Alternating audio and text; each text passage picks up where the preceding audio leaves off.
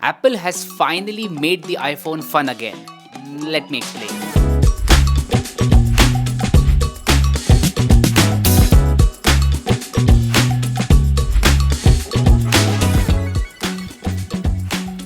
iOS has been known to be super boring. I mean, the excitement of buying a new iPhone and using it lasts only for a couple of weeks because the software is boring. Cannot arrange icons on home screen, no way to remove objects from photos, same old colors and restrictions everywhere. It took a lot of time for Apple to add basic customization features in iOS, which by the way have been available on Android since ages. But with the latest iOS 18, Apple has shifted gears and changed a lot of things. This is probably the biggest iOS update in history, which is kind of exciting and weird at the same time, but it definitely makes the iPhone fun again.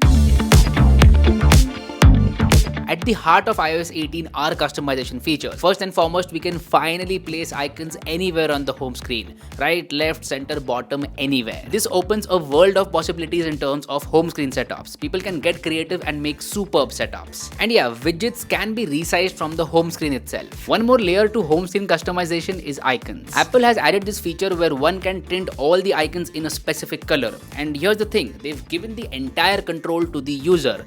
That is very un-Apple-like. Basically, we can set whatever color we want for the icons. So it can look really aesthetic and really bad. It depends upon the skills of people to identify the right color combinations. Apple themselves kind of messed up showing very bad color combinations on stage. So I think setting the right combination of colors is super important. I mean, if you want your setup to look aesthetic. But anyway, there's also now an option for dark mode icons which look great for first-party applications, but not so much for third-party apps. Third-party apps will now have to redesign icons for dark mode, which might take some time. Basically, the new home screen customizations make the iPhone super fun to use. I change the colors of the icons every couple of days with the wallpaper. I am pretty sure that when iOS 18 stable version rolls out to the public, everyone is going to use this feature a lot.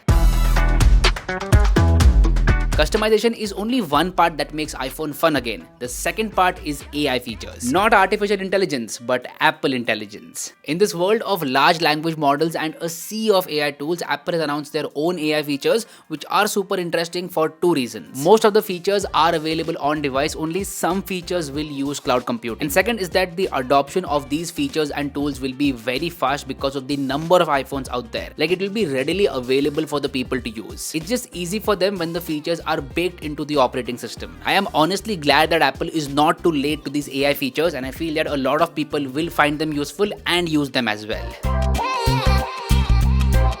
Writing features like summarize text, autocomplete, rewrite are now coming to Apple devices. These features will be helpful while writing emails, blog posts, or reading something on the internet.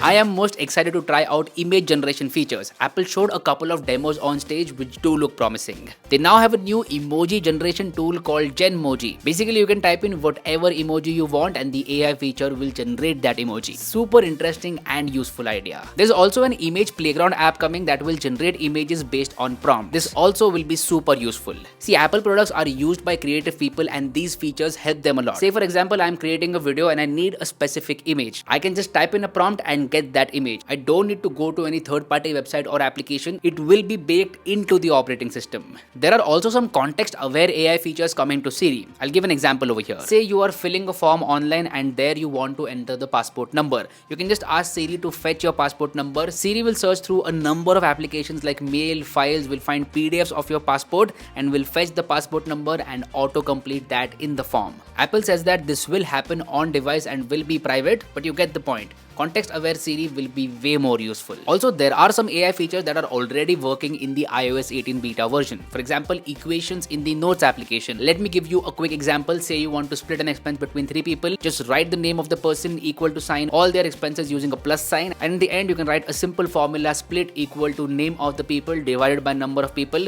Just press the equal to sign and you will get the split. Similarly, it can recognize different types of formulas. Again, this opens up a number of possibilities inside the Notes app. Now, all these AI features have just been announced and they will be available to use later in the year, with some features coming next year as well. There are some things that I do not like about iOS 18. For example, the control center. It was way better and simpler in iOS 17. Now it is complicated and kind of a mess. Doesn't look that good. But one great thing is that we can now customize the controls in the control center, and that is kind of handy. I also don't like the new Photos app. It is complicated for no reason whatsoever. iOS 17 had a much simpler and better Photos app, so Apple needs to change that. They need to make it simpler. No need for such complicated UI elements. There's a big learning curve for the new Photos app, and most people are not going to like it. As I said, there are two parts to this, customization and AI features. Apple has taken a step in the right direction, and I'm kind of excited to see how people use these features in their day-to-day lives. Honestly, I feel that Android is the one now that needs to do some catching up with iOS. But there is one thing for sure, that iPhones are definitely fun to use with iOS 18. Thank you so much for watching. My name is Harsh Punjabi, and I'll see you guys in the next one. Bye bye.